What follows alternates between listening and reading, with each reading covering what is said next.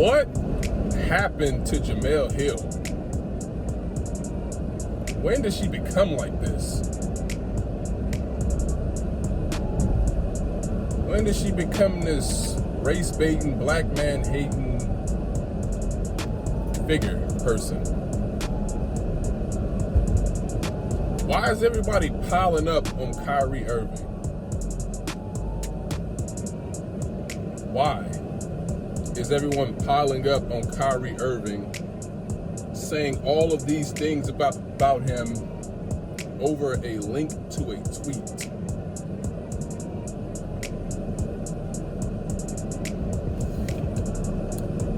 And it just goes to show what they think about you as people. Because if they're coming at Kyrie Irving about a link to a tweet, imagine how they feel about you, who's also watched the documentary. And you notice how it's very funny to me how they're all coming at Kyrie Irving about the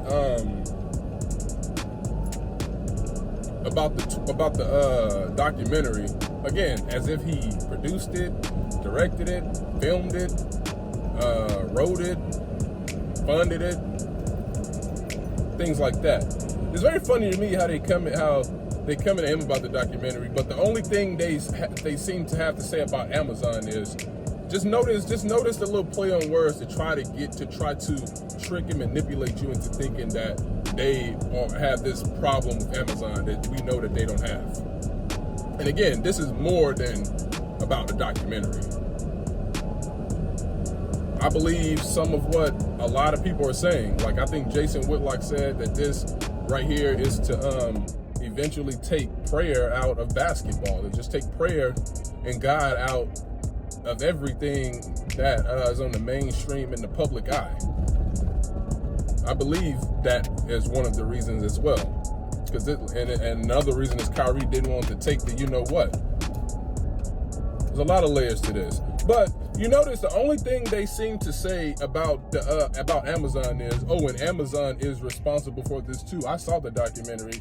I can't believe that Amazon would allow this to be on their platform. But anyway, back to Kyrie Irving. That's what you will see in a lot of these people's takes, a lot of their writings. They only seem to say Amazon is Amazon should be held accountable too. But they don't have the same smoke for the people who was housing the platform that's housing the documentary. They have a smoke for the guy that tweeted a link to the documentary. Just the disrespect of Kyrie Irving. And no one seemed, well, not no one as in no one at all, but everyone, you know, a lot of people he helped fund, like the WNBA. A lot of people seems to not want to come out and support this guy, knowing that he is not what they're trying to make him out to be. Hebrews to Negroes is a documentary that was promoted far more by ESPN and all these other big media platforms, way more than Kyrie Irving, who didn't even promote it. He just tweeted a link that would have been 100% ignored had the Brooklyn Nets not had an agenda against him. Would have been ignored, would have been handled in-house, and it would have went away. It continues to just prove the point that I've been reiterating, that so many people been reiterating. Kanye West even said it, his song, Jesus Walks.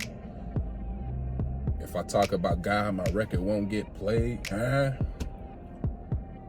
Like, what? Like, how is it possible that we can claim to be niggas, drug dealers, pimps, thugs, beasts, trap lords, so many adjectives, but the man tweeted a link to a documentary claiming that our people are the real, our people are the Israelites that the Bible are talking about, claiming God, and somehow this is hateful, and all these black people coming out writing articles about the lack of support of anti-Semitism, comparing the George Floyd situation to Kyrie Irving's tweet saying we supported you then, you can't support us now, and you have our people falling for this. It's the same thing they do with the civil rights movement. You'll have groups coming out comparing what they go through to what we went through in slavery and the civil rights, as if they would be able to endure what we went through and what we continue to go through today. We allow people to disrespect us in this way.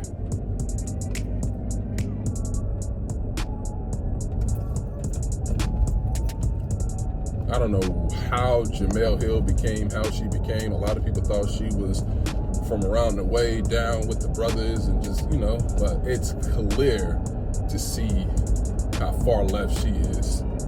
She had a problem with Stephen A. Smith telling Malika Andrews, this is my show, which it is his show.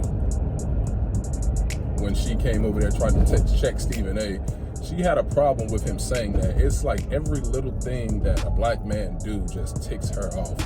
Something that she would totally ignore if the shoe were on the other foot. If Stephen A. came on Malika Andrews' show and Malika Andrews said, pump the brakes, Stephen A. First of all, this is my show and you're not going to come on my show and overtalk me or disrespect me. It would have been, you go, girl, you tell him. Don't let no man tell you what to do on your show. And matter of fact, don't let no man tell you what to do in general. Who is he? A man shouldn't be telling a woman anything. We already know what it would have been like had the roles been reversed. But she got this article about Kyrie Irving, basically caping, trying to spread more lies about this man than anti-Semitic, basically belittling him in the article.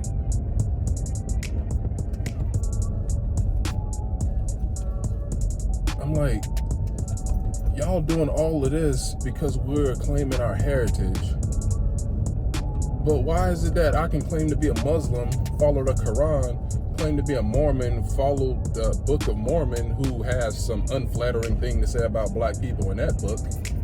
I can follow Buddhists, all these different religions, but if I claim to be an Israelite, that's a problem?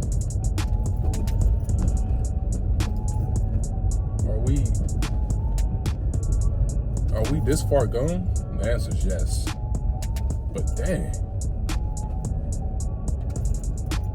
nobody will say anything.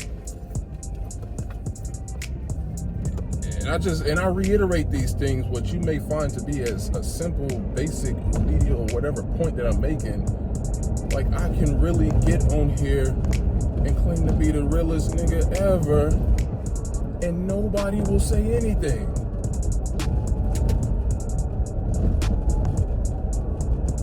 I can claim to be on demon mode, smashing them, stomping them out, and nobody will say anything.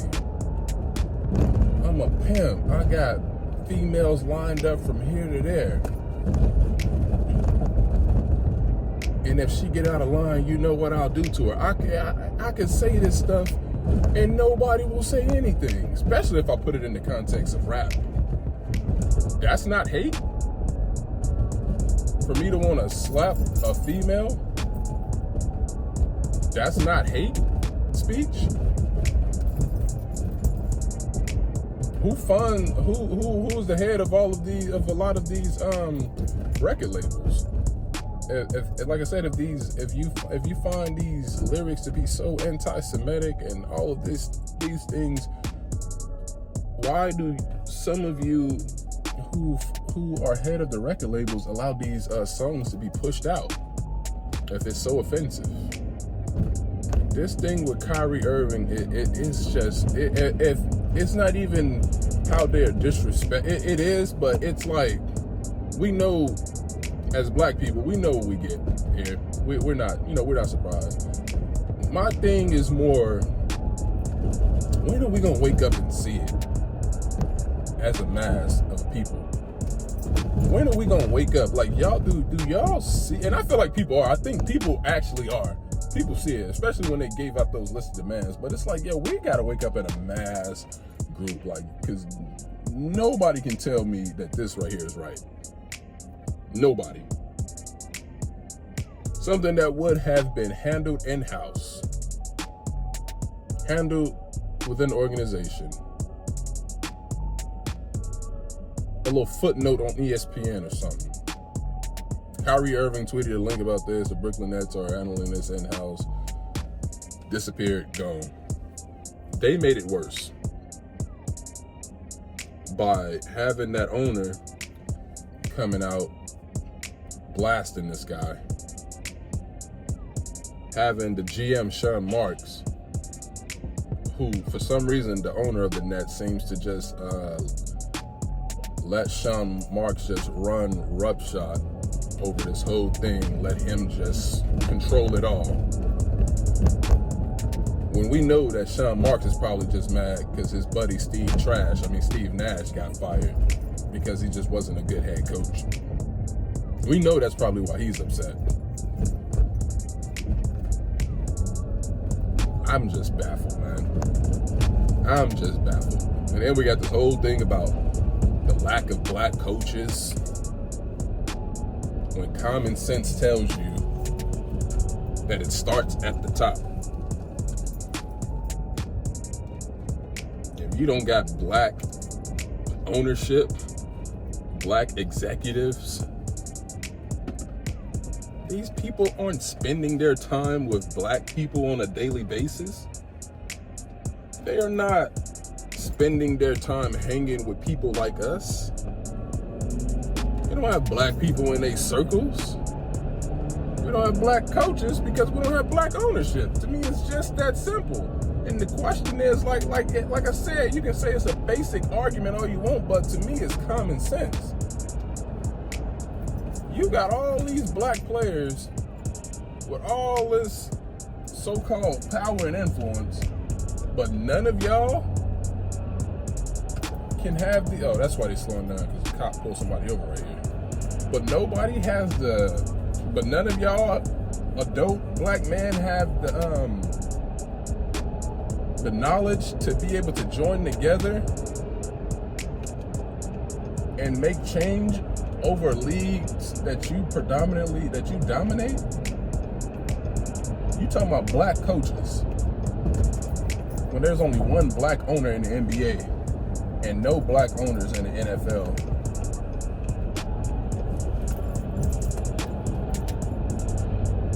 Like, we are still here talking about the lack of black coaches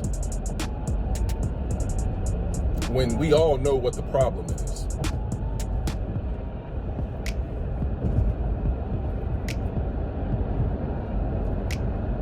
It's as clear as day, man. It's just a prime example on how power will trump money any day. You can have all the money you want, but if you ain't got no power behind it, it means nothing. You can tell a lot of these guys have no power. Their money and their power and influence is to be over us, people like me, people like a lot of you who are watching. They don't have real power and influence to make change. It's to only stunt and floss on their own people who are below them in terms of wealth.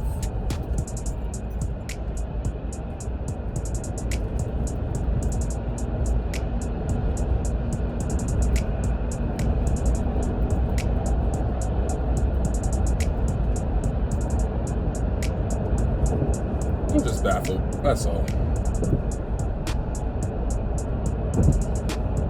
Again, man, we got to come back to our God. We got to come back to our God.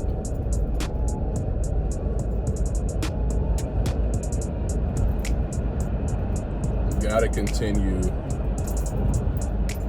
to learn about our history biblically. Where we came from, how did we get in this physician. Because once we learn that, we'll understand exactly how to get out of our situation.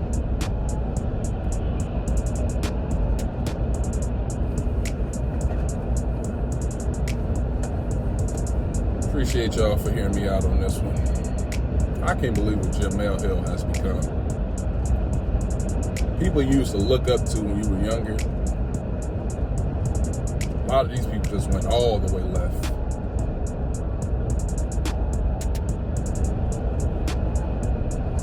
So far left, you doubt that there's any hope of return.